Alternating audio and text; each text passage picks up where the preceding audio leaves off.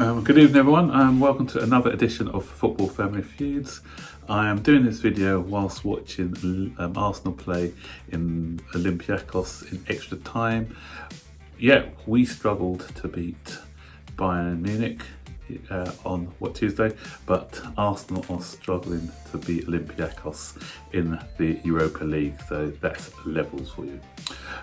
So today I'll bring you this video because there's quite a lot of news stories that have come out today. So I think I'll bring you everything that I've been hearing about today. First story is Lampard is due to get rid of 8 players. But this story is coming from the Sun, so anything that comes from the Sun you've got to take with a pinch of salt. Because the players that they mention Kepa, we all know that he doesn't rate Kepa.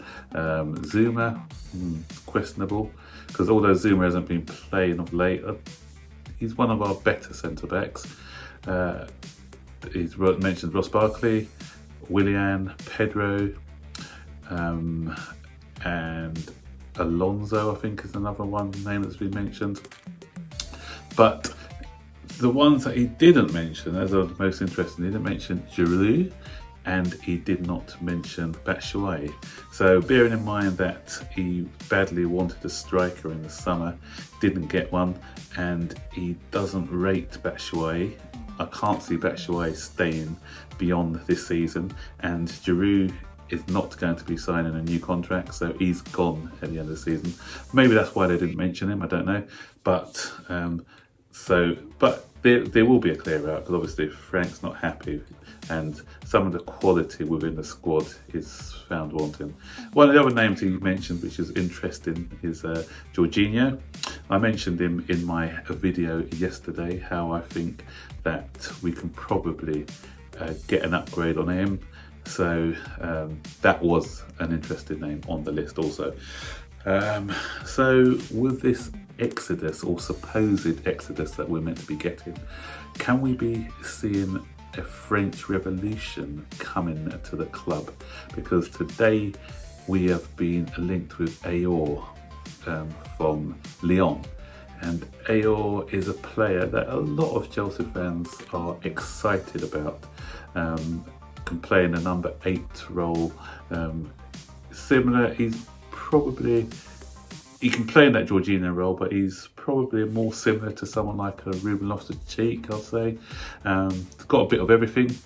Can play defensive, got a good tackle on him, great range of passing, great ball control. Still young, I think he's 21, breaking into the French national side now.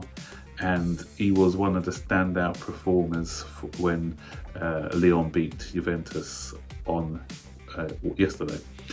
So I think he was his quick footwork and cross that led to the goal, and he did some other good things in that game too. So I'm just looking at, did they owe possible handball decision? No VAR in this competition, no. So there's still 1-0 to Olympiacos. Yeah, so Aour, is an interesting prospect. Is he going to come to Chelsea though? I don't know. So this story about Aour is being reported by Tutu Mercato Web, and it states, I'll just read a little bit of what it says. It says Chelsea are taking the initiative in trying to sign the French midfielder. The Premier League side are reportedly in a hurry to force a move through in order to beat Juventus to the signing. So obviously Maurizio Sarri is at Juventus, probably want to get, for now, so probably want to get one over him in that signing. But we've got quite a lot of midfielders. Do you think we need him? Obviously, some people see him as an upgrade with some of the other midfielders that we have. Do you think we should persevere with Mount, and with Ruben Loftus-Cheek coming back? Or do you think if we've got the opportunity to buy Aour, it's too good an opportunity to turn down? Let me know in the comment section below. And the other person that we've been linked with is the RB Leipzig defender Deo I can never pronounce his name, but it's Upamecano. If I've pronounced it wrong, let me know. Upamecano, I think his name is. Mouthful. French international. He's breaking another one breaking into the French international team. Very, very good defender, and he's the reason why our loanee at the moment is being kept out of RB Leipzig's side.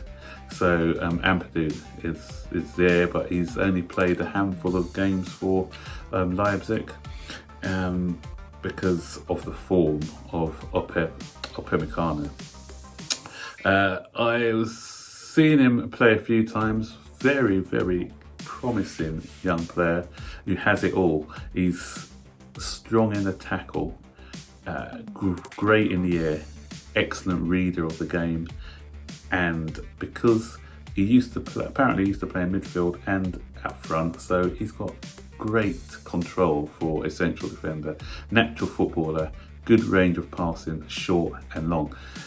In the article I was reading about him today as well, someone compared him to a young Desai. So if he can get up to the level of Desai, he could be that centre back that we crave for. And he's got pace to burn as well. So think of Kurt Zouma, but Kurt Zouma with more ball playing skills, and you can play out from the back. So I do rate Kurt Zouma, but for me, what he lacks is that ability to play out from the back. He's always uncomfortable when he's playing out from the back, but this guy has it all. He's got the physique, the speed, the quality, and, as I said, the ball playing ability.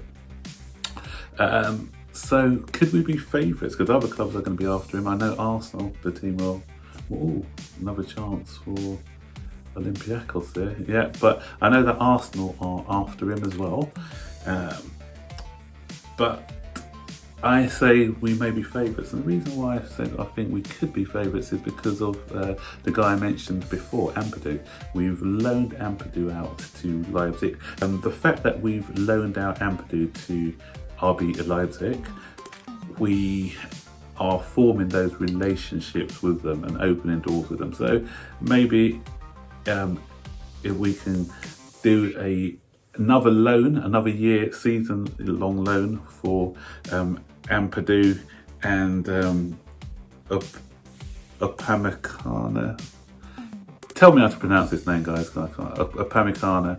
If he comes in and we give them Ampadu for another season until they find another centre back, then that could work out for all parties. I wouldn't mind Ampadu back next season, actually, because I think he's got some of the abilities that we need. But if having him on loan for another season means that I'll just start calling him by his first name, Upamecano Deo. I'll call him Deo.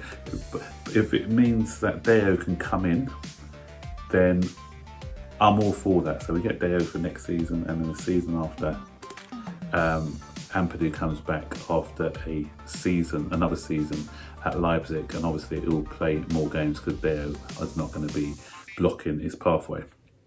And we also want Timo Werner, and I'm hearing that Liverpool are his favoured destination. I did a video about this earlier where I said Liverpool are favourites to sign him, but some reports are saying that he's not ruled out a move to Chelsea, and if Chelsea can come in with a project that appeals to him, then he may decide to choose Chelsea. So if Chelsea really did want him, they could say to him, look, at Liverpool you're going to be playing 10, 15 games probably, because you're not going to get past their front three at the moment. So when you come to us and you'll be playing more minutes, you'll be part of a new team ready to challenge them. So we need to go in aggressive. We need to sell the club to him so that if we do really want him and are interested in him, then it would allow him to make up his mind and join us instead of Liverpool.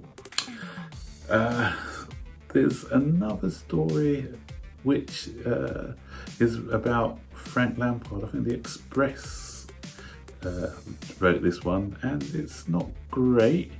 And I don't really believe it, to be honest, because it says that Frank Lampard is at loggerheads with Marina Granovskova about the transfer window in January. So there's some aspects about it, because obviously we could see Frank's frustrations when he was talking in press conferences about it. But what they say is that the targets that he wanted didn't align with the targets that Granovskova wanted. So in the end, he ended up getting nobody.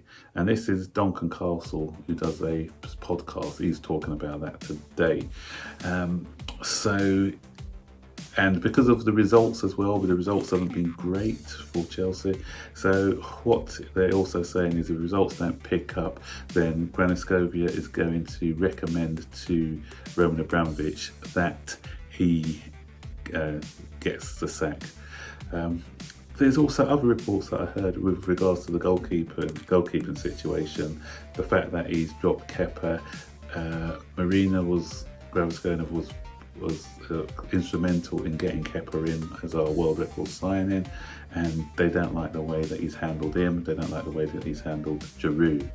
So that was another report that came out a couple of weeks ago. But always when you have bad results, you're going to get press speculation about the managerial situation. So I don't know what to believe with that, but as I said, I'm just bringing you the report. So as I said, it was a packed news story today. Lots of things going on. Comment below, as I said, if there were 8 players that were going to be got rid of, which 8 would you get rid of? Which players would you want to be coming in? Are you happy with Aour? Are you happy with Deo coming in? I'll be happy with both of those players. I think that they can elevate our team to the next level. And what do you think about the Frank situation? Do you believe these stories that he may be getting a sack if results don't pick up, or do you think that Abramovich is going to give him another season because of what's been happening with the transfer ban we had earlier on the season, the fact that he wasn't backed in January, and plus he's still trying to implement his philosophy? So comment below, guys. I'll be interested to hear your thoughts, and don't forget, if you haven't done so already, to like, subscribe, turn on all post notifications so you'll be notified for the next video, and I'll see you on the next one. So take care, guys. Bye bye.